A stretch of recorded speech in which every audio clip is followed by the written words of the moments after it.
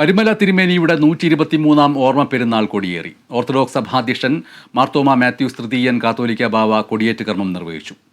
മൂന്നിന്മേൽ കുർബാനയ്ക്ക് ഡോക്ടർ യുഹാനോൻ മാർ ദിയസ്കോറോസ് മെത്രാപ്പോലീത്ത മുഖ്യ കാർമ്മികത്വം വഹിച്ചു. പെരുന്നാളിന്റെ ഭാഗമായി ഇടവകയിലെ വിശ്വാസികളുടെ ഭവനങ്ങളിൽ നിന്ന് കൊടികൾ ഘോഷയാത്രയായി പള്ളിയിലേക്ക് എത്തിച്ചു.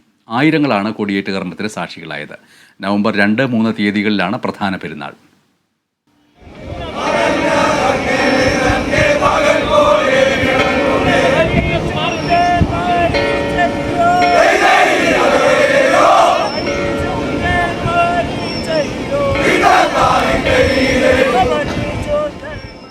ഞങ്ങളോട് ദൈവവചനം പ്രസംഗിച്ച് ഞങ്ങളെ നയിച്ചവരെ ഓർക്കണമെന്നും അവരുടെ ജീവാവസാനമോർത്ത് അവരുടെ വിശ്വാസം അനുകരിക്കണമെന്നും വിശുദ്ധ പൗലോസ്ലീഹ ഞങ്ങളെ ബോധിപ്പിച്ചു.